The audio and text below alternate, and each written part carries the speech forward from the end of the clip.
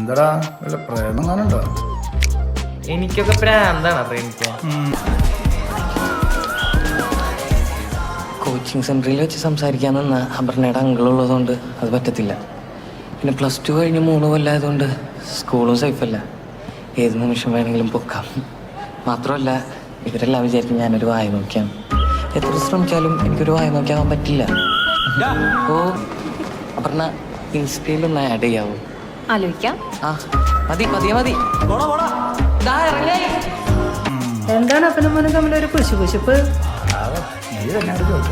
എന്തിടാ ഈ ജീവിതം എന്ന് പറയുന്നത് പ്രഷർ കുക്കർ പോലെയാണ്. നോക്കി നിന്നില്ലെങ്കിൽ നിനക്കൊക്കെ പ്രാന്താണ് പെണ്ണുങ്ങളുടെ പിന്നാലെ പോവാൻ.